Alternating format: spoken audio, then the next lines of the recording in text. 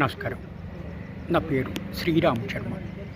Punjab and Haryana high court senior citizens maintenance చట్టం 2007 అనుసరించి ఒక తీర్పు ఇవ్వడం జరిగింది. కొడుకు సీనియర్ సిటిజన్ ఇంట్లోనే ఉంటున్నాడు. అతను హెరాస్ చేస్తున్నాడు, తిండి పెట్టట్లేదు, టార్చర్ చేస్తున్నాడు.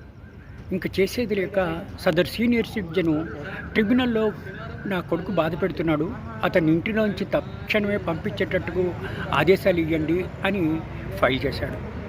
ఇరుపక్షాల వాదనలు విన్న సీనియర్ సిటిజన్ ట్రిబ్యునల్ అతన్ని ఇంట్లోంచి పంపించేయాలి, ఇంట్లోంచి ఖాళీ చేయాలి అని చెప్పేసి ఆర్డర్ ఇచ్చింది. సదరు కొడుకు ఊరుకుంటాడా? పంజాబ్ అండ్ హర్యానా హైకోర్టులో ఇట్లా ఎవిక్షన్ ఆర్డర్ని ఛాలెంజ్ చేశాడు.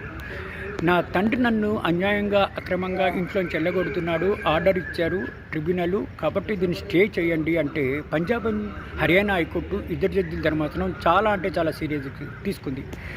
మీరు సీనియర్ సిటిజన్ ఇంట్లో ఉంటున్నారు, అతనికి తిండి పెట్టట్లేదు, అతన్ని హెరాస్ చేస్తున్నారు, అతని ఇంట్లో మీకు ఉండే హక్కు ఏముంది?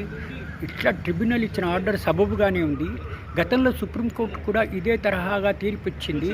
ఎవరైనా సరే సీనియర్ సిటిజన్ ఇంట్లో ఉంటే వాళ్ళ బాగోగులు చూడాలి, వాళ్ళ అనుమతితో ఉండాలి, కానీ వాళ్ళని టార్చర్ చేస్తూ వాళ్ళ ఇంట్లో ఉండడం ఏంటి, మీరు తక్షణమే ఖాళీ చేయాలి అని డిస్మిస్ చేయడం జరిగింది. ఈ తీర్పు ద్వారా మనకు తెలిసేదేంటి? ఎవరైనా పిల్లలు సీనియర్ సిటిజన్ ఇంట్లో ఉండాలి అనుకుంటే వాళ్ళ అనుమతితో, వాళ్ళ కోరికతో ఉండాల్సిందే. విరుద్ధంగా నేను ఉంటాను, నాకు చట్టం ఇది కాపాడుతుంది, నాకు హక్కు ఉంది అని అనడానికి వీల్లేదు అని తీర్పు ద్వారా మనకి తెలుస్తుంది. Thank you.